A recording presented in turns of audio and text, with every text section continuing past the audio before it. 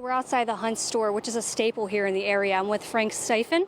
Tell me a little bit about this area. I know you were getting emotional just talking about it. You grew up with this store. I did.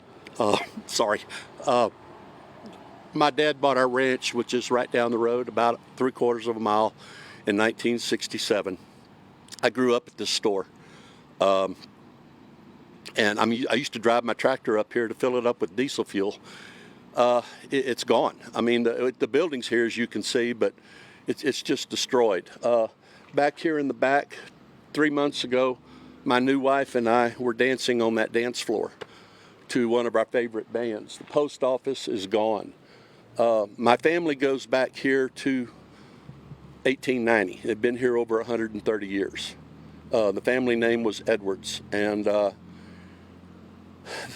my dad was here for the flood in 1932, and the water got higher than it did here, or this flood, but it was downriver, and so this very well may be the worst flood Hunt has ever seen, because it would have started back up the South Fork. The devastation is unbelievable. How these kids survived in any of these camps along the river is nothing short of a miracle. But I did. I grew up with this store. I've like I said, I've danced here. I've been here, sat by the fireplace in a rocking chair and drank a beer. The devastation. There are just no words, Taylor, that I can say that describe what I'm seeing. My ranch, it was completely underwater. The water got that high. Just unbelievable. And I know we were talking a little bit earlier. This is a small knit community, and everybody knows everybody. Yes, Hunt is a very small community, and the people here do know each other. The store was more than just a store where you could go to buy staples and a beer or a hamburger or whatever. It was really a social meeting point. It was a lot of fun to come here and eat and have dinner and visit with people. Yeah, there's you talking about how you just married your wife a month ago, and you're dancing in here, and now just emotional just seeing what it looks like right now. I mean, there's some deep-rooted memories in this building here for you guys here. Yeah, there are. We've only been married 6 weeks, so it's new for her, but for me, it's a lifetime. My summers were spent here, living here, and I really, really enjoyed it. It's unbelievable, Taylor. That's all I can say. It's just unbelievable. It's just unbelievable. Yeah, just no words at this time. I mean, your post office, where do you guys go right at this time? How do you rebuild from this? It's going to take a long time. I mean, this community is resilient. They will rebuild. It's not going to be easy, and it's not going to be short. But, this will rebuild, and all of this trash will be gone, and the camps will hopefully rebuild and be a place where children can grow up. Now, Frank, where were you when you first knew that those floodwaters are coming through? I was living in my house in Kerrville. We live in the Highlands, so we're way high. But the storms, it started raining. We were at Howdy's dancing Thursday night, which is where they were doing live rescues, people out of trees. We left there at 10:15. It started raining at 10:45 because we were coming out of HEB. And about 1:30, the storms woke me up, and I was up the rest of the night.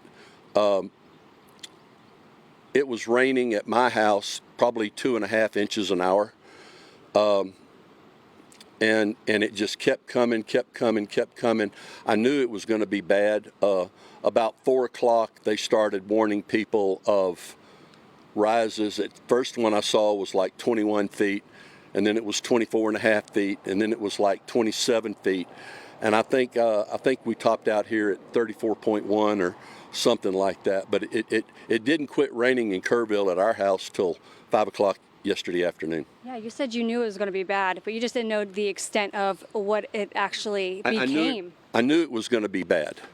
I had no idea it was going to be this bad. Now, were you seeing the alerts on your phone about the flash flood warning and stuff like that? Oh yeah.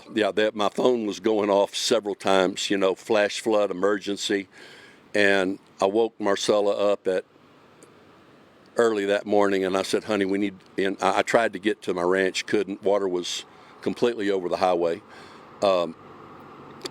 Tried yet last night, couldn't. So this morning, we got up at 7 and first daylight came out. Now, Frank, I want to take our viewers over to the area where we can actually see inside the Hunt store. I mean, I want you to paint a picture of kind of what it did look like before all the debris kind of swept through this area, because it looks completely different. I've got a souvenir for you to take home.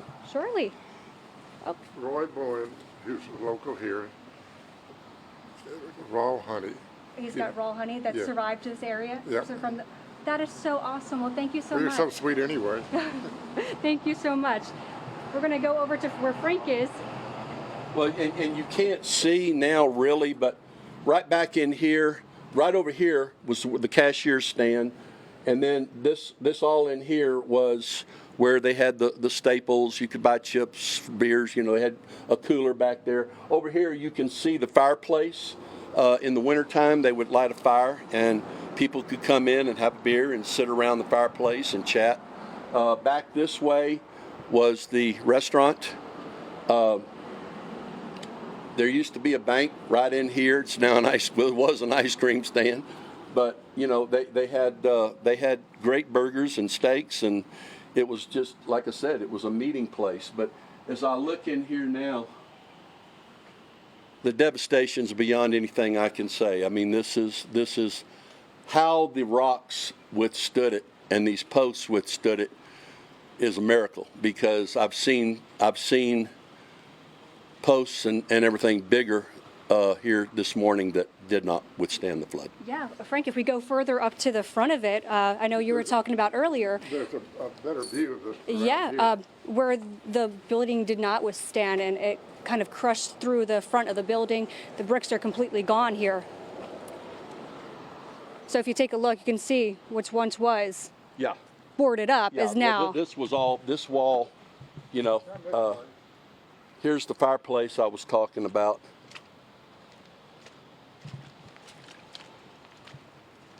And then you also had a gas station that was right here. The gas pumps were here. You can see they're destroyed. But if you came around to the back side right over here, they had a diesel pump, and I could fill my tractor. So yeah, this used to be boarded up, and now you can clearly see right in through the Hunt store. I'm going to get you a closer view of this. Now, Frank, how does this make you feel, just being able to stand inside here? Is this where you danced with your wife?